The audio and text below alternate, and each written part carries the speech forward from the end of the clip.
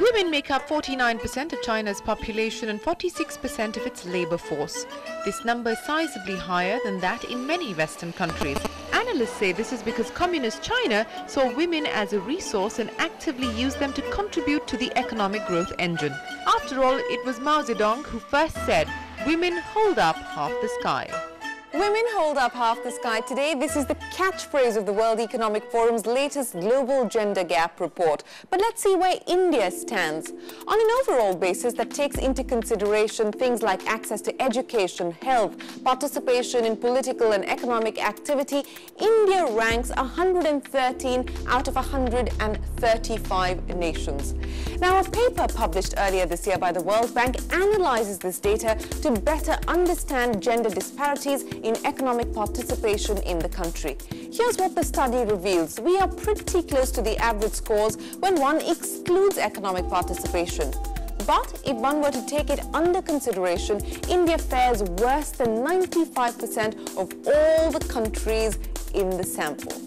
Now, this does sound rather alarming, and India's shining enthusiasts might rubbish these findings. So let's take a nuanced look at the numbers. Here's a report card on women in India's labour market. The Global Gender Gap report measures economic participation in terms of salaries and highly skilled employment. On these parameters, the picture in India is indeed dismal. At 36%, the labour participation rate for women in India is one of the lowest in the world. And of these, only 19% work in the organised manufacturing and services sectors. And this is no surprise given that organised sector work is directly related to enrollment rates in higher education. Only 38% women are enrolled in higher education in India compared to 62% men. Ultimately, a majority of women still work in agriculture and allied unorganized industries, and on an average for equal work earn only 62% of a man's salary. A United Nations study finds that India's growth rate would increase by 1.08 percentage points if its female labour participation rate was on par with the US at about 60%.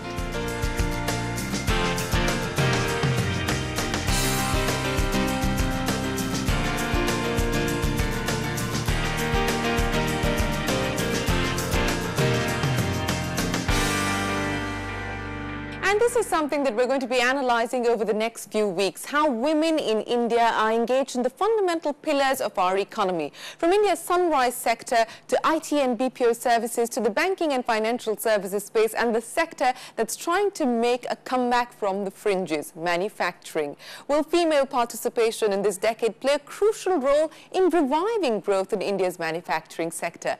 That's on the show this week. We travel to Nokia's factory near Chennai, where women make up 55% of the workforce. We found that the women had much better dexterity. There's a bit of passion that comes out, from women being around. So that's something which has been driving us to go with that model. We meet Sati Kala from Titan Industries, who's worked her way up from the shop floor to the corporate headquarters. I was in manufacturing, especially in assembly line, for almost 20 years. Establishing the production, establishing various testing machines. That equipment is called as Vichy, and then people used to make me fun that, yeah, you are Vichy doctor coming. And we find out why heavy engineering major Cummins is investing in running a women's only engineering college in Pune.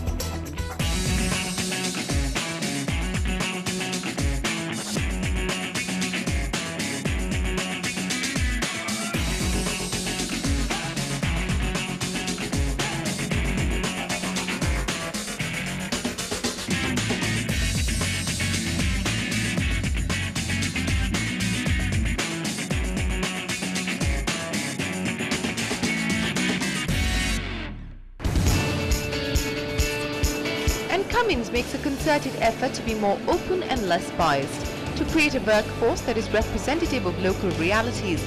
And this is not an easy ask. It requires planning and policy direction at every stage. The commitment has to be aligned, and it has to flow right from the global chairman to the leaders down the level in the organization. So that's the first one. Few years back, we probably had no diversity at all. Okay, we had 2%, 3% kind of diversity.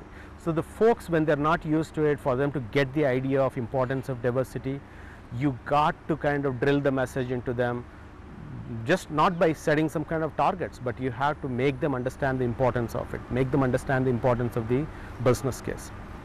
Then of course you need to start off with the recruiting efforts, making the recruiting teams understand the importance of it, and then they going ahead and putting the applicant pool, which is all inclusive. But in a country where enrollment rates for women in technical studies remains low, Cummins India Foundation in 1991 decided to contribute towards creating a viable pool of talent. The Cummins College of Engineering for Women in Pune is the country's first women's-only engineering institute with over 2,000 students on campus at any point of time. Basically, my favorite subject is maths, so actually I wanted to get into something that involves logic and understanding rather than something that involves only learning. So I took up engineering, and the 2 years haven't disappointed me. In initial years, definitely the preference was given to the boys. Maybe it was their impression that the girls won't be able to work for more hours, but those girls, they are really proved that they are compatible, they are competitive also in the sector, and they are performing quite well.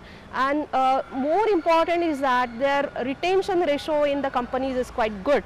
They work there for longer years, and they are not only behind the pay packages and money matters, but they look forward for the job satisfaction. And therefore I am finding now some companies, even they insist to recruit the certain percentage of the women. Cummins was there at my college for the campus recruitment drive, so the presentations they made and the emphasis they had on diversity, the focus they had on diversity, it really encouraged me to take up this job. My manager had just moved out for some personal reasons, so there was a period where for 6 months we had a gap. But that time my managers, that is the management, has really helped me. They trusted me, they gave me a responsibility which only an experienced person could have. That was a really turning point for my career. This mega site at Faltan, a couple of hours from Pune, is one of Cummins' largest manufacturing units in India.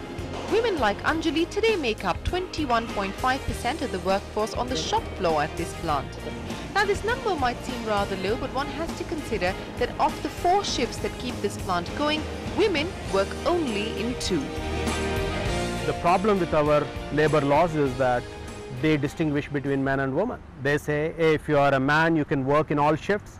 If you are a woman, you can't work in second shift, third shift. So we had to seek special permission with the government, and of course they were kind enough to give us the permission. Now with that we are running a second shift operation. See, if you don't do that, the problem is men on the shop floor are going to complain that hey, women are not doing this, they are not in the second shift, they are not in the third shift, they can't do a bunch of things, then why are you bringing in? See, our challenge is to let them understand that look, they can work like you, they can think like you, and they can be part of this ecosystem, and they can create much better environment. Okay, so we just want to be gender neutral, so we're working towards that.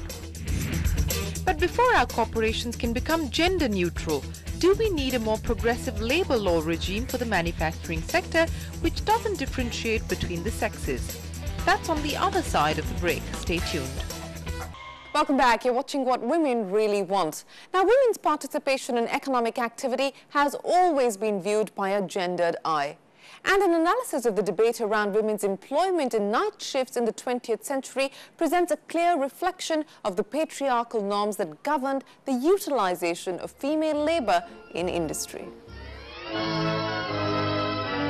The call to ban the employment of women in night shifts was a raging debate amongst industrialized nations in the early 1900s. After a few European countries banned women from working in the night shift, demands emerged for a blanket international prohibition so that all nations remain equally competitive. The International Labour Organization in 1919 passed legislation to this effect. With 2 exceptions, women in healthcare would continue working nights, and women could be called upon in times of emergencies to make up for manpower shortages, quite literally. This prohibition by the ILO was rolled back only in 1990, with some restrictions continuing on employment of pregnant workers in the night shift. In India, the Factories Act of 1948 under Section 66 banned working of women in night shifts. It was only judicial activism in the late 1990s and early 2000s that led to a rollback of the ban. Here's a quick look at where we stand today. Labour law in India is governed by both the Central Factories Act as well as state-level legislations. By and large, these legislations don't restrict women from working night shifts. But the sticky point is that they merely suggest that employers should ensure safety and transportation. That is to say that there is no legal obligation for corporations to provide these.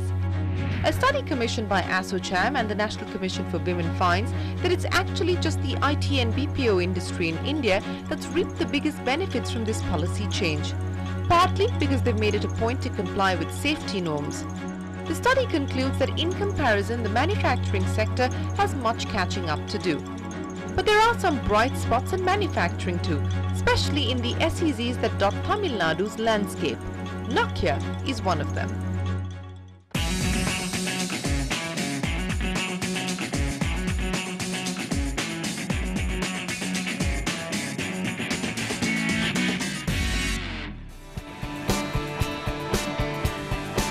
Located about an hour from Chennai, the Nokia Telecom SEZ near Sriperumbudur houses the Finnish phone maker's biggest manufacturing unit in the world. Employing over 9,000 people, 55% of who are women with an average age of 22. First time joined in Nokia as a trainee operator. After 2 years, I got an opportunity. I am promoted to a training coordinator. When I joined, I am reporting to my superior. Now 25 people reporting to me. It is very proud of to me. After joining college, I could not continue my studies, but my cousins, everyone are studying engineering. I got a guilty feeling that I didn't study. But after joining Nokia, I completed my degree, UG. Even my husband is working as an engineer. Due to my position in my mother-in-law, father-in-law's home also, I got the same status what my husband has got. And Nokia in this SEZ belt at least is an employer of choice. The company pays better wages to both contract labour and permanent staff and has recognised an independent labour union post-strikes in 2010. Nokia is one of the few companies in this SEZ belt that runs a fully functional night shift, but this hasn't come without its set of challenges. I think the challenge that we faced initially was about having them come in their shifts, in the night shift as well, because we are one of these sites which has a night shift operation. And so that was an issue, initially challenge where the parents were not completely comfortable. And I think over a period of time what we have done is we've had programs where we bring families to the factory and have them look the facilities and the infrastructure that's available. There is an unsaid law about the night shift, women and security, and so now we've implemented where each of our buses where women are, there are security guards. So yes, those kind of things for some of the businesses they may not be able to afford it, but those are things that I think we should anyway do as a responsibility.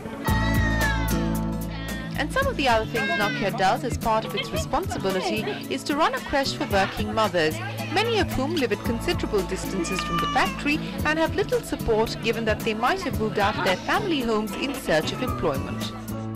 Job கன்ஃபார்ம்னு ஒரே டென்ஷனாக இருந்தது. ஏன்னா பாப்பாலாம் பிறந்துட்டா ரொம்ப கஷ்டமாக இருக்கணும். But கிரச்சின்னு ஒரு facilities இருக்கிறனால என்னோட பேபிஸை பார்த்துக்கிறதுக்கும் அலோவ் பண்ணுறாங்க. ரொம்ப ஈஸியாக இருக்குது ஜாப்க்கு போயிட்டு வர்றதுக்கு. வீட்லேயும் ஹெல்ப்ஃபுல்லாக இருக்காங்க, இங்கேயும் ரொம்ப ஹெல்ப்ஃபுல்லாக இருக்காங்க. But for Nokia, having women on the workforce is not just a good thing to do.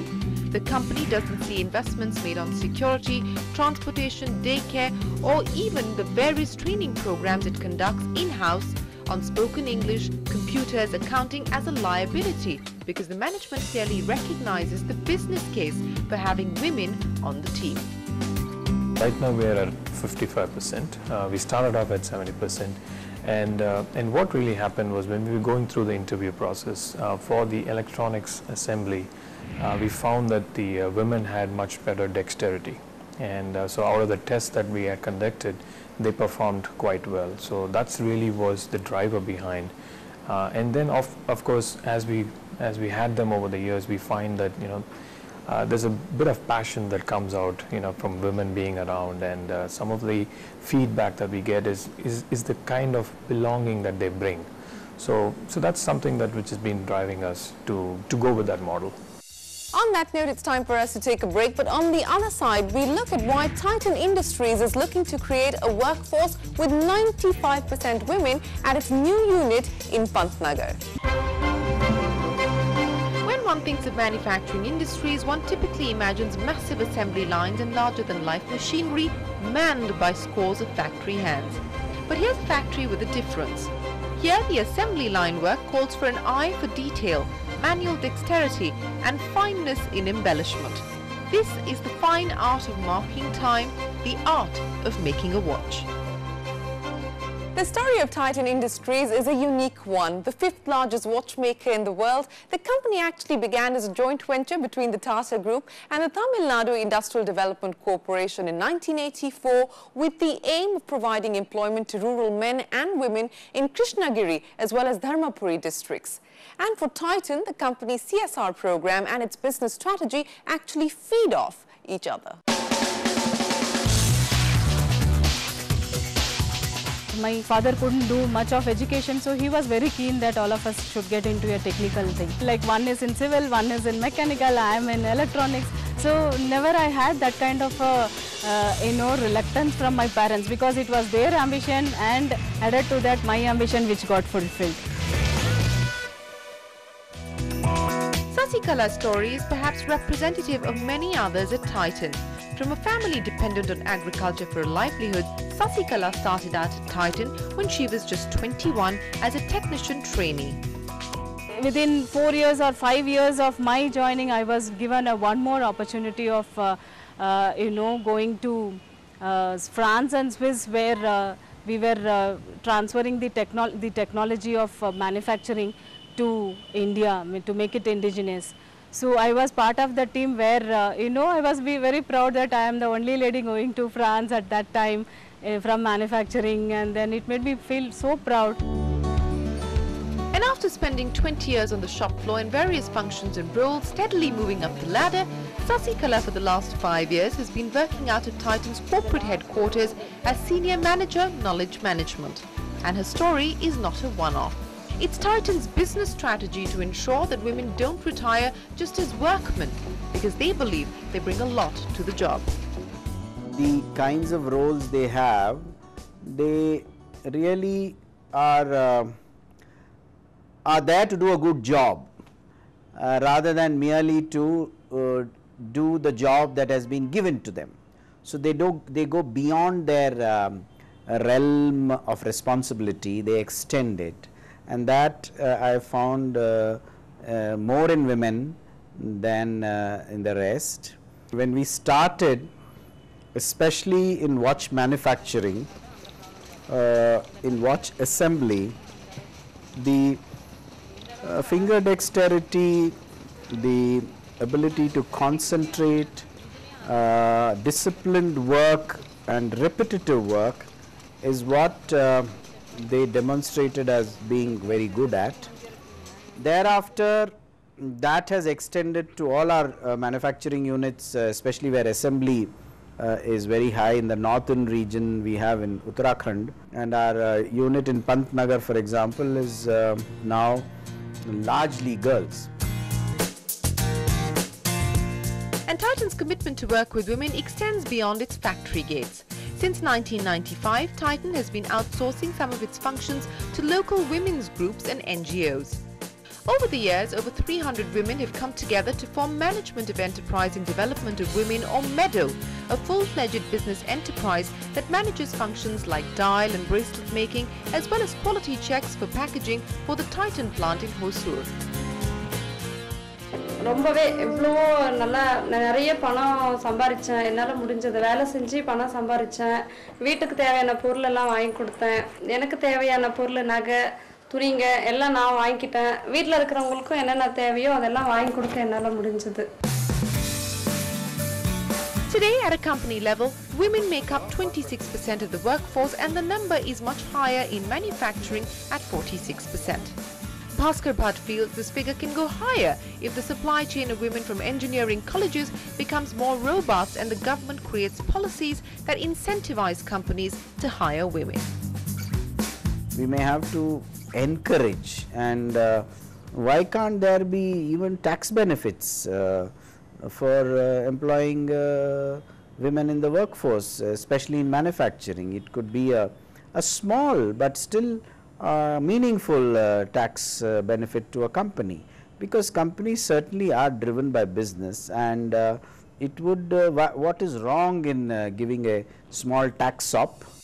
Well, with that, it is time for us to wrap up this edition of What Women Really Want. Next week on the show, we continue our focus on the manufacturing sector, and we look at what companies like Bosch, ABB and Tata Motors are doing to bring about changes, and how the SME ecosystem is accommodating women in India. All of that and more on our next episode. Till then, from the entire team, goodbye and many thanks for watching.